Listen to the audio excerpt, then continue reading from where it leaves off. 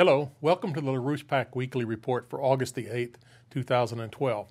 I'm John Hofel, and joining me in the studio today are Peter Martinson and Ben Denniston of The Basement, and Lyndon LaRouche. There's one thing which goes in a somewhat different direction, but it's relevant to the same business. And I would like to emphasize that. I thought this would be more important at this time to have this presented. And then we can go back and treat some of the other things. I'll just indicate one of them, which is extremely important. Mankind. Well, we look at the biological history of man on the planet, and we find we have a phenomenon called man, which is unique, which has what we call noetic characteristics. And no other known species has those characteristics. Now we're dealing with this Mars development. We're actually getting into the nature of the universe, because therefore, the question is, where does noetic intelligence come into play in terms of the planets, the planetary system, and in terms particularly of life? Is it possible, since this universe is organized as a universe, that the noetic capabilities we associate with the human mind could not have been generated on Earth by itself? Not possible, because this is absolutely qualitative. And there's very little attention paid to this. And when you talk about the survival of human beings, you have to look at the survival of Earth. Now, does the Earth have a survival potential for human beings? Maybe not. But does that mean that a superior characteristic of action, which is human and intellect? Most people don't know what a human intellect is because they don't cultivate one. But the human mind, the creative powers of the human mind are unique, and they belong on the scale of, shall we say, evolution. In other words, if you look at the human life in terms of the biological origins of human life, you have a phenomenon which occurs which is unique, and you cannot derive this from something below. But it exists. It exists in the system. And therefore, the assumption is then that the quality of creativity, or human creativity, exists in the universe. It's not just something which has occurred on Earth, because it's a higher order of things. It's not simply a higher degree of evolution of biological systems, but it has an actually noetic characteristic which exists, which is the most efficient mechanism we know of. It's known to exist on Earth, to the human population. It's known to have a history of existing on Earth also, which we know. And it's a very recent history in terms of the history of the planet. So the question then comes back to another question. Well, if this potential, this quality, exists not only on Earth in this rare species called man, what about the universe? Because this is a power which is greater than anything we know. That is, human noetic powers are more effective force in history than anything else. And can you say that that we can exterminate human beings? Is that going to shut off the universe? Shut off something in the universe? Or not? And therefore we have to look at these things in this way. And this is really one of our challenges. But this is where we have to really go. We need a moral force within humanity which understands that this is what's most important. And this must be promoted and defended against the oligarchs and similar kinds of fools.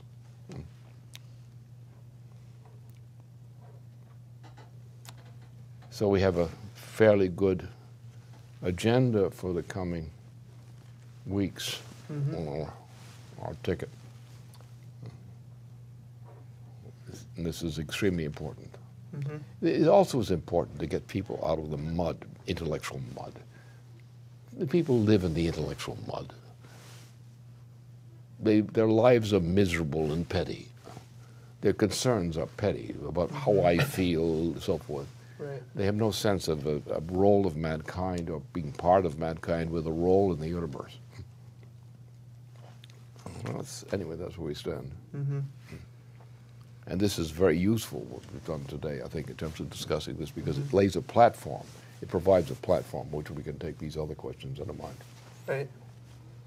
Yeah, and I think there is a full unity to all the aspects discussed, because you're talking about, as you're saying, mankind. So you want to talk about the planetary defense? You want to talk about the defense of mankind? Yeah. It comes ultimately to this, what you're saying. Yeah, exactly. How do you actually improve man's understanding of man and man's ability to access that unique capability? And how to do that on a mass social scale and develop a culture that does that. If you don't achieve that, you're not going to have any real sustained development of mankind. If you don't think about that, you really are not fully human. It's only when you begin to think about these kinds of questions that you acquire a sense, a central feeling of what human is. And most people who are human beings have not yet understood what human means. Mm-hmm. They don't know the experience of being human. They've been robbed of it. Yeah, sure, but that's what the oligarchical system does. Mm-hmm. That's what the Obama system does. Mm-hmm. But that's why you have to keep it in mind. You have to say, who am I and what am I? What species am I? What's your loyalty? What's the meaning of your existence? To what purpose do you exist? And what are you devoted to? It can't be for just physical things and the sense perceptual things. What are you devoted to? And when you think about protection of human life as a unique species in this myriad we live in, and do we have to defend the principle of human life? Not just as life, but as the noetic powers of the human mind. Because you cannot separate life in the process as a whole of life from the noetic process of the human mind. And if you don't defend the noetic process, by fighting the oligarchy, for example, you're not defending mankind and the defense of Earth. As I say, we're going right now, and one of the implications of this landing on Mars is that we've actually come to the point that we're looking at the universe from the standpoint of looking from the Mars perspective, what I've been looking for. When you start, instead of looking up to the sky to some rocks up there, you're now looking down at Earth from Mars. And that's what we're going to be doing. That's what happened with this thing. For the first time, you have a dedicated systemic approach on Mars to your mind as you have the experience of this case, what's happened now, this new colonization on Mars, so to speak. You now have put man, if he continues doing this, where man on Mars, or man's mind being echoed from Mars, you're now looking down at Mars orbit, down toward the Earth and outward. It's a fundamental change. Mm-hmm. And that's what the change where mankind really becomes himself. And this question then pops out. The minute you see that mind can envelop the area within the Mars orbit around the sun, then you've made the change. And people who are operating from Earth, like these fellows who did this job, are going to be the human minds resonant in the Mars orbit, who are, from that standpoint, are looking down at Earth. And when we try to make policy on Earth, henceforth, with this achievement, we have to look down at Earth. We have to have the human mind projected into that orbit, as was done by this feat, by doing this. In other words, we actually brought the use of the human mind as an active, responsive principle, like a robot which is trained to reflect human beings, is now looking back at Earth with concern, as you brought this in, looking back at Earth, the defense of Earth. So now we, as a movement, are looking at defense of Earth from our parapet in Mars. By taking the Mars proposition, we're concerned there, we're defending Earth from Mars. And that's the change. And that poses the other questions of what is man? And the fact when we don't do that, but I think what I've always thought, you know, the next generation, next 20, 25 years, within that generation, we should have actually achieved thermonuclear fusion in one week to Mars from Moon or something, that sort of thing. So when you get to that point, you're just thinking in those terms.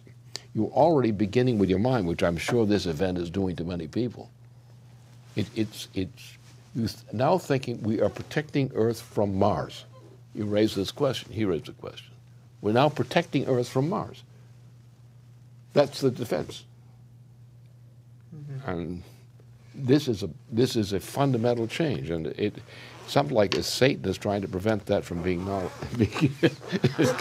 coming into human knowledge. If we're looking at defense, the God of War is good to have on our side, right? Mars, oh, that's nice. Mars, you're going to cut it out. Kepler said he captured Mars, but now we really got it. We got him shackled. Yeah. Now the resonance of this, you can see, even I've been thinking of this in terms of, another generation. Within another generation, we would have sufficient control over the whole area of Earth and within into the sun, that we would now begin to think of ourselves not as Martians, but we were thinking of Mars as really the outskirts and the location of people on Earth, human race. So people who are working to defend Earth on Mars are actually, their identity is located, ironically, on Mars, where they're defending. That's the defending forces, but the defending forces are not necessarily living on Mars, but they are living mentally on Mars, as we see in the case of this installation, which was just made. You have people who are not on Mars, but who are working from Earth to act from Mars on the condition of Earth. And that's your defense of Earth concept. And this change is what's needed, this change in thinking. Because selfishness tends to come from people looking at their tummy or something. It doesn't come from the sense of mankind, defense of mankind by mankind. That change in sense of identity is what's crucial here. Pleases me much. All right, sounds like a good opening to some new work, huh? Yeah. Well, I think we've got a lot. We've got a lot. And what we've got in terms of what coming in Russia, in the work done there on that concept, is extremely important right now. Because that's outside of here, outside of the United States in particular, that's your best access to the realizing man controlling its own destiny within the range of the Mars orbit. Right. Yeah, we've seen that recently. They have a full dedicated program to really develop the moon. Which would be a key base in getting out to Mars. I mean, they're now discussing it in terms of developing the permanent infrastructure to give mankind permanent, quick access to the moon, to the development of the moon, to the development of scientific instrumentation across the moon. So they have a very clear forward perspective. You got a smell of not only Russia on this thing, but China. China has become extremely interested in this matter of the inside. So I'm mighty pleased with that. And I like the sensation of thinking in terms of this, what was done by putting this thing in orbit. Great. Sounds good. We'll have more coming, I'm sure. Absolutely. I know. I can feel it coming now.